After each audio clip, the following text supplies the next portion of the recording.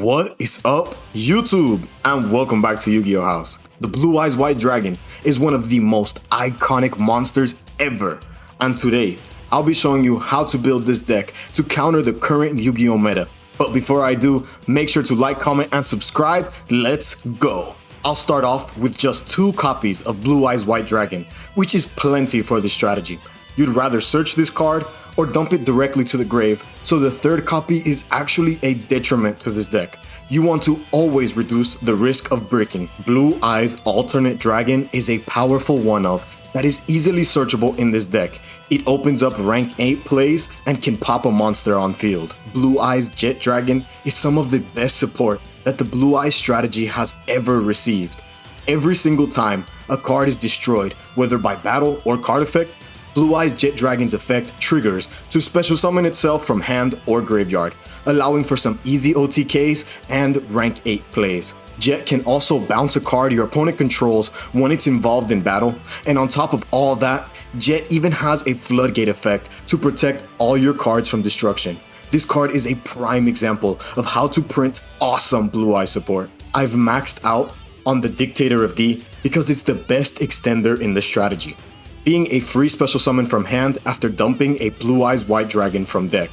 Then, on field, you can discard a card that is or mentions Blue Eyes White Dragon to special summon a Blue Eyes monster from grave. The dedicated normal summon of the deck is Sage with Eyes of Blue. And on normal summon, this card searches for any level 1 light tuner with the exception of itself. I max out on Sage because it's very versatile and even has a solid hand effect, sending itself and an effect monster you control to special summon a Blue Eyes monster from the deck. I run a single copy of the White Stone of Ancients and the White Stone of Legend. Both are searchable through the Sage normal summon because they're tuners, and each have their own part to play in your combos when they're sent to grave. The White Stone of Ancients special summons a Blue Eyes monster from your deck during the end phase, and the White Stone of Legends adds a Blue Eyes White Dragon from deck to hand. Chaos Emperor the Dragon of Armageddon and Chaos Dragon Levianeer are both searchable and are both very powerful options when you want to open up some rank 8 plays. Armageddon can add banished dragons to your hand and only needs a single light and dark each to special summon itself. Levianeer is just as powerful, adding extension when summoned with light monsters, hand looping when summoned with dark monsters, and destroying cards when summoned using both. Black Dragon Collapse Serpent and White Dragon Wyver Buster search each other when they're sent to the grave, and help you set up very powerful end board pieces like Heretic Seal. Star Liege Safer allows you to search for dragon combo pieces you haven't gotten into yet, and can even be treated as a supplementary normal summon. Plus, its graveyard effect allows you to recycle any level 8 dragon you have in your grave. The BYSTIAL archetype is some of the best dragon support ever printed, and it just so happens to be a great counter to the best deck in the format. Maxing out on BYSTIAL Magnamut allows for some awesome extension while banishing light and dark monsters, and searches for any dragon during the end phase. And like the rest of the archetype, you can count on this hand trap to lock down Tearlament plays. Next, 3 copies of BYSTIAL Druisworm. This is great Tearlament hate, and has a powerful effect if sent from field to grave to send an opponent's special summoned monster to grave. And wrapping up our hand traps, 3 copies of BYSTIAL Saronir. Like the rest of the BYSTIALs, Saronir provides a threatening presence on field, helping the Blue Eyes deck OTK or even beat over cards like Fenrir and Totally Awesome. Saronir also has an effect if sent to grave, where it can send a BYSTIAL monster or branded spell or trap from deck to grave. I max out on the BYSTIAL LUBELLION because of its synergy with the Blue Eyes strategy, allowing the deck easy access to branded beast. Searching for BYSTIALs and opening rank 8 plays snowballs so much advantage for your strategy. And not to mention, cards like Necro Valley and Abyss Dweller have no impact on summoning this card from grave. Branded Regained and Branded Beast are solid one-ofs when running such a large BYSTIAL package. Regained can shuffle back your Blue Eyes and draw you a card when banishing it off cards like Levianeer, and even interrupts your opponent when they summon, reviving back a BYSTIAL from grave. This, in turn, sets up Branded Beast, which can pop cards on the field by tributing a dragon, which has some very solid synergy with the Blue Eyes Jet, which will continuously bring itself out from the grave or hand whenever Branded Beast destroys a card.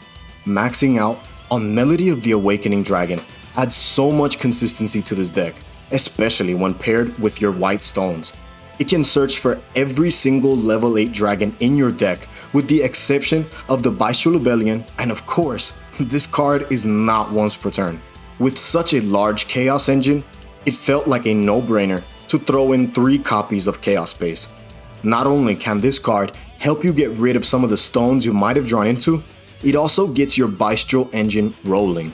And let's not forget its graveyard effect to shuffle back a banished light or dark monster that can't be normal summoned or set to draw a card. And wrapping up our consistency cards, this 40 card deck is topped off by 3 copies of Pot of Prosperity.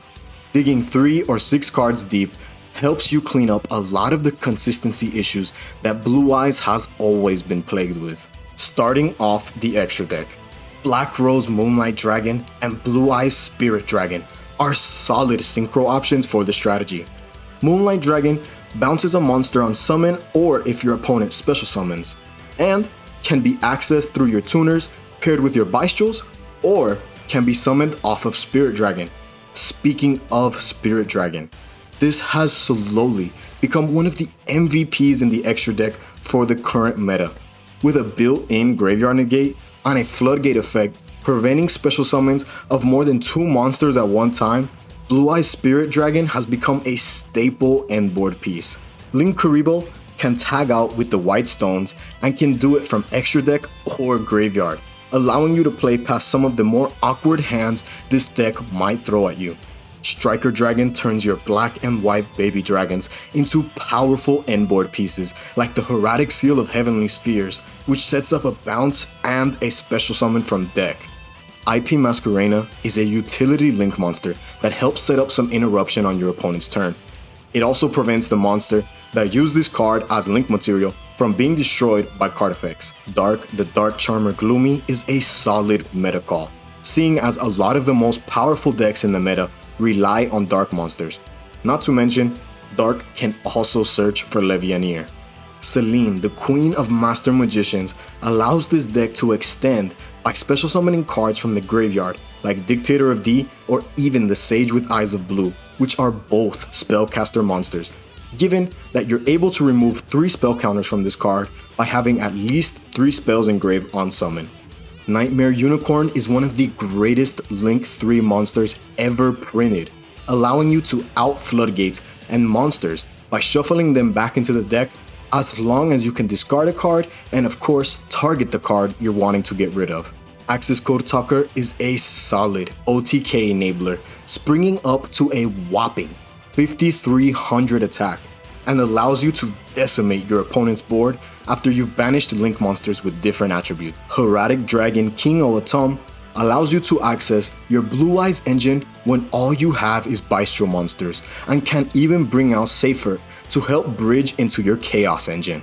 Number 38 Hope Harbinger, number 97 Draglubion, and number 100 Numeron Dragon allow for some versatility going first or second.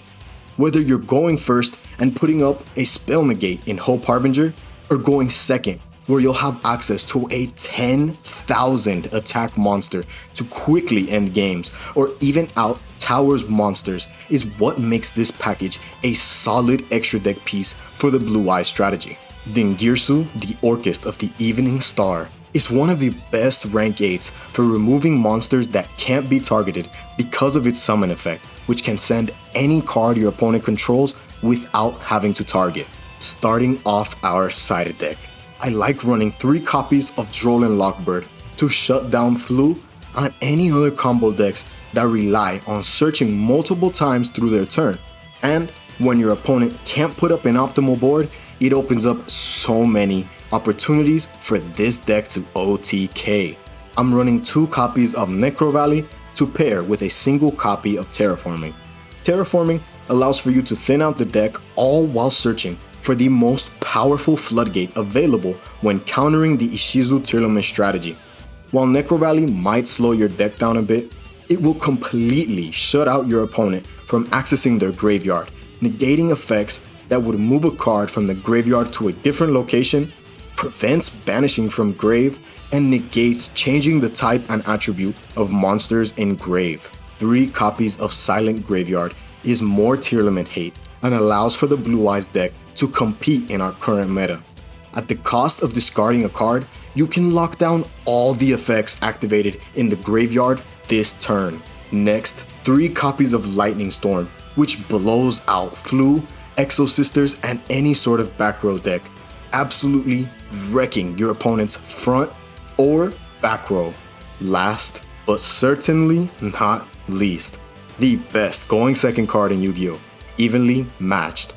Maxing out on Evenly allows for you to open this card more consistently and, at the cost of your battle phase, rips apart your opponent's board, leaving a single card for them to work with. Alright guys, thank you so much for checking back in with Yu-Gi-Oh! House. If you liked the deck profile, make sure to like, comment, and subscribe. Again, thank you so much for checking back in, and peace!